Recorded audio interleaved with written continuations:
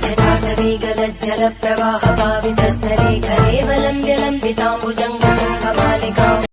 1:58 यानी कि 2 बजे तक चौदस रहेगी। उसके उपरांत अमावस आ जाएगी। इसीलिए आज जो त्योहार है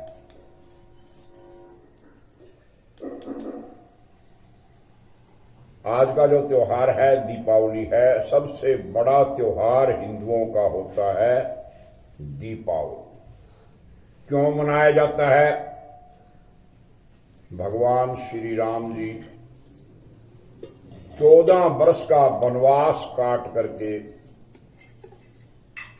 अयोध्या वापिस आए थे।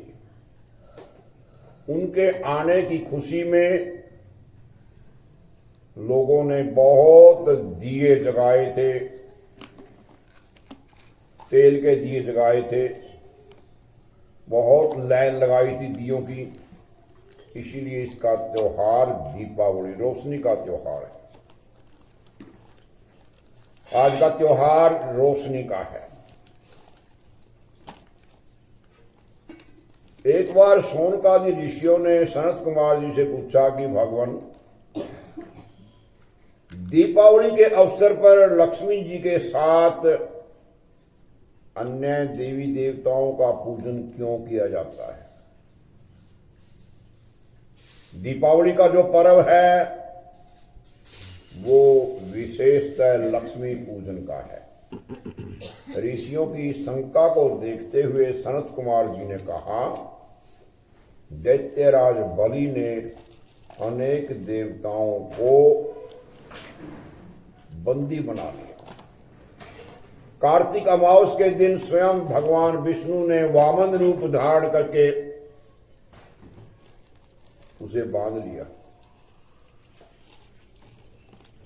समस्त बंदी बनाए गए देवताओं को कारागार से मुक्त कराया। कारागार से मुक्त होकर के सभी प्रमुख देवताओं ने अक्षीर सागर में लक्ष्मी के साथ विश्राम किया। इसी कारण दीपावली के दिन लक्ष्मी पूजन के साथ साथ सभी देवताओं का पूजन शयन की व्यवस्था की करनी चाहिए। ऐसा करने से लक्ष्मी जी सब देवताओं के साथ वहीं पर विश्राम करेगी। लक्ष्मी जी देवताओं के शयन के लिए सैया बिछानी चाहिए। इस प्रकार का कुछ विधान है। ऋषियों ने पुनः प्रश्न किया, भगवती लक्ष्मी जी के भोग के लिए गाय का दूध, खोया, मावा बना हुआ, उसमें मिश्री, लौंग, कपूर, इलायची आदि सुगंधित द्रव्य मिलाकर के मोदक, लड्डू आदि बनाने चाहिए। उन्हें प्रश्न किया कि भगवान राजा बलि ने लक्ष्मी जी व देवताओं को अपने वश में कर लिया था, तो फिर उसने लक्ष्मी जी ने उसका त्याग कब किया? तो सनत कुमार जी ने कहा कि हे ऋषियों, एक बार देवराज इंद्र से पानी का पानी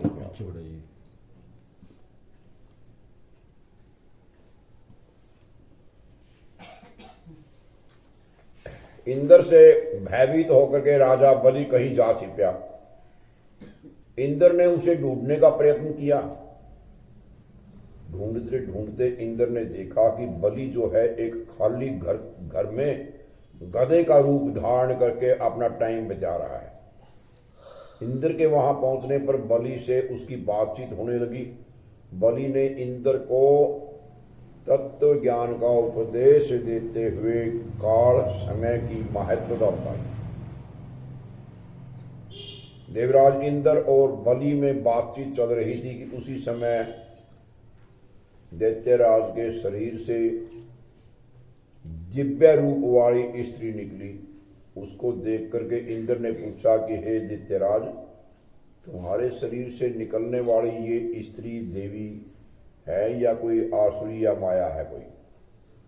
राजा बलि ने कहा, ये देवी है।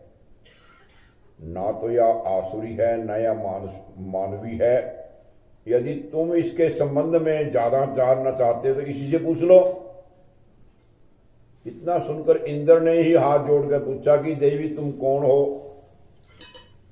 मंद मंद मुस्कुराती हुई शक्ति रूपा स्त्री बोली, हे देवेंद्र, मुझे न तो दैत्यराज प्रहलाद के पुत्र विरोचन ही जानते हैं, न उनके पुत्र ये बलि। शास्त्रवेता मुझे दुसैया, भूति, लक्ष्मी के नामों से पुकारते हैं।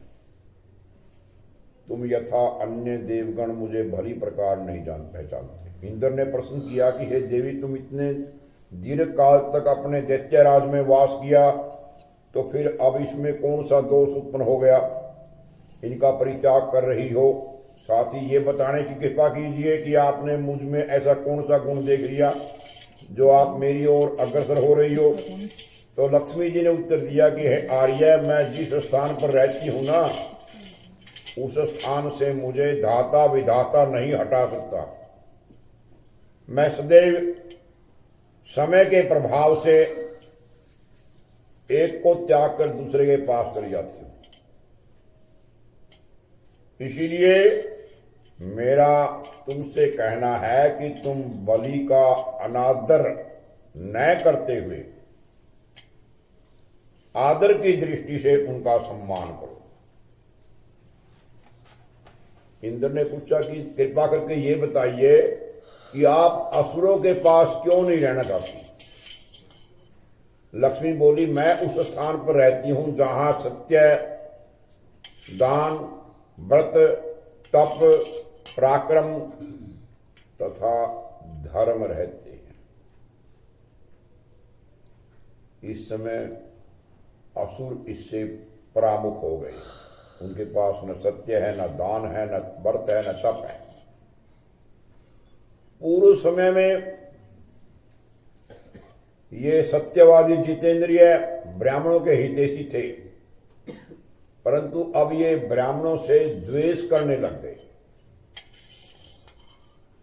झूठे हाथों से घी को स्पर्श करते हैं, अभक्ष्य भोजन करते हैं, साथ ही धर्म की मर्यादा को तोड़ करके मनमाने आचरण करते हैं।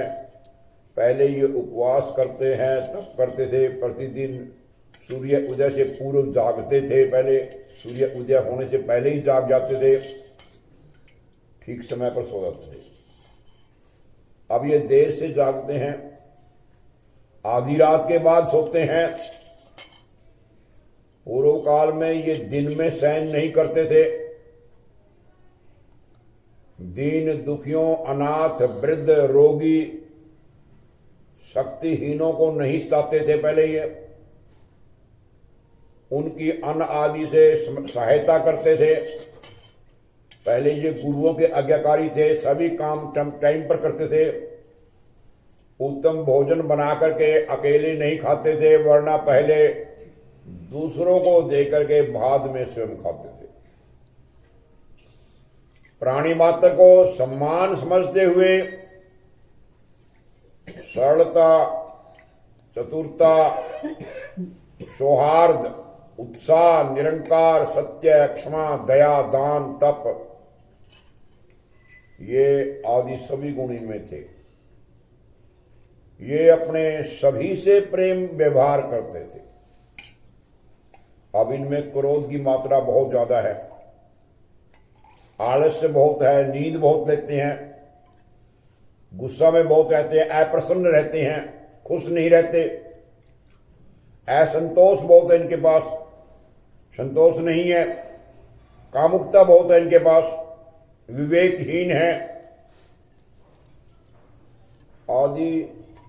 अब इनकी सब बातें नियम विरुद्ध होने लगी हैं। बड़े बूढ़ों का सम्मान करना, आज्ञा का पालन न करना, अनादर करते हैं। गुरुओं के आने पर खड़े नहीं होते। ये संतान का शास्त्र विधि से भली प्रकार पालन पोषण नहीं करते।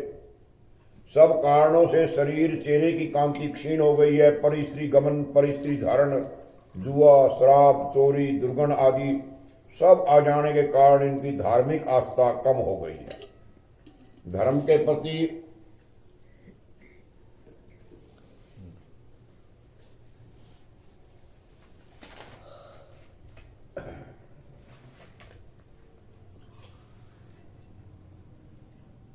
अतः हे इंद्र महाराज, मैंने निश्चय किया है कि अब इनके घर में मैं वास नहीं करूंगा।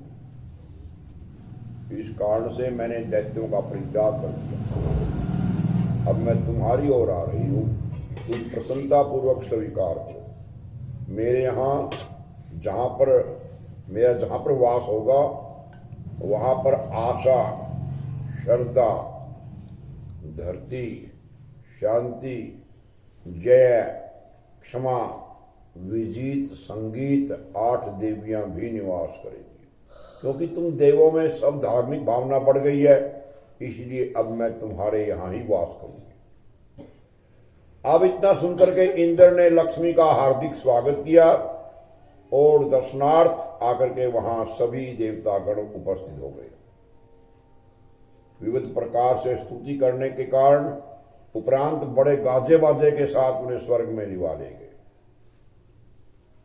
इस प्रकार संत कुमार जी कहते हैं कि हे ऋषियों, उसी समय से संसार में धर्म, सुख, शांति की भावना लक्ष्मी की कृपा से जागृत हो गई। किसी नगर में धन और पुत्र ऐश्वर्य के साथ संपन्न परिवार वाला एक सेठ था। लक्ष्मी जी की उस पर पूरी कृपा थी। धीरे धीरे सेठ की धार्मिक आस्था कम होती गई, लोभ की मात्रा बढ़ती गई। एक दिन लक्ष्मी जी ने सपने में सेठ को दर्शन देते हुए कहा कि सेठ जी, अब तक मेरी तेरे ऊपर कृपा थी, परंतु अब मैं तेरे यहाँ रहना नहीं चाहती, इसीलिए जो तेरी मांगने की इच्छा हो वो मांग ले। सेठ जी ने प्रार्थना की, हे देवी, मैं इस समय तो कुछ नहीं मांगना चाहता। प्रातःकाल अपने परिवार वालों से सलाह लेकर के कुछ मांगना होगा, कल मांगूंगा। आप कृपा करके कल तक मेरे यहाँ निवास करेंगे। लक्ष्मी जी ने उनकी प्रार्थना स्वीकार कर ली और सुबह होते ही सेठ ने अपने परिवार को इकट्ठा करने के बाद सपना का सारा हाल सुनाया। तो परिवार वालों ने अपनी बुद्धि के अनुसार वर मांगने को कहा। किसी ने कहा कि हीरे जवाहरात मांग लो, किसी ने भवन महल मांग लो, मांगने की सलाह दे दी। परंतु सेठ के छोटे बेटे की बहू बड़ी चतुर थी। उसने कहा, पिताजी, यदि लक्ष्मी जी हमारे यहाँ से जाना चाहती है तो फिर उनके अंगभूत हीरे जवाहर अन्य वस्तुएं किस प्रकार स्थिर रहेंगे, वो भी भाग जाएंगे। इसलिए मेरे विचार से आपके परिवार में आपस में प्रेम व्यवहार रहे, बस ये वरदान मांग लेना,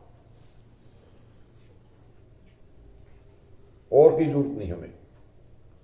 जहां प्रेम व्यवहार होगा, सच्चाई होगी, खुशी रहेंगे, परिवार वाले खुश रहेंगे, हंसते रहेंगे, वहां से लक्ष्मी नहीं जा सकती। वरदान रात्रि में मिलेगा, परंतु इससे पूर्व दिन में अभी से आप कुआं, बावड़ी, धर्मशाला, गौशाला, स्कूल, अनाथालय में अपनी संपत्ति व्यय करके पूर्व संचित कर ले। क्योंकि जब लक्ष्मी की कृपा न रहेगी तो ये कर्म नहीं हो सकेंगे। पहले ही धर्मशाला बना लो, गौशाला बना लो, कुआं खोद लो, जो भी हो, दान पुण्य करो खूब। उत्तर वधु की बात सेठ को अच्छी लगी। उसने सायंकाल तक संपत्ति का आधे से ज्यादा भाग जो है धार्मिक कामों में लगा दिया। रात को लक्ष्मी जी ने दर्शन किए, सेठ ने तो वही वरदान मांगा। तो लक्ष्मी जी हंसती हुई बोली, हे सेठ, मैं तुमसे बहुत प्रसन्न हूं, मैं तुझे वर भी देती हूं, साथ ही आश्वासन भी देती हूं, अब मैं तुझे छोड़कर नहीं जा सकती, क्योंकि अब तेरी प्रवृत्ति जो है धार्मिक हो गई है। इस प्रकार वो सेठ सारा जीवन धार्मिक कृत्य करता रहा, धन धान्य से पूर्ण रहा, अंत में स्वर्ग को प्राप्त हुआ। संसार में और भी जो व्यक्ति धार्मिक आस्था रखते हुए अपनी संपत्ति का सदुपयोग करेंगे, वे भी सुख शांति को प्राप्त होंगे। वैसे भी शास्त्र का निर्णय है, जो फल की इच्छा करता है वो फल का दान करे, जो लक्ष्मी की इच्छा करता है वो लक्ष्मी का दान करे, जो धर्म की इच्छा करता है वो धर्म करे। और विष्णु भगवान की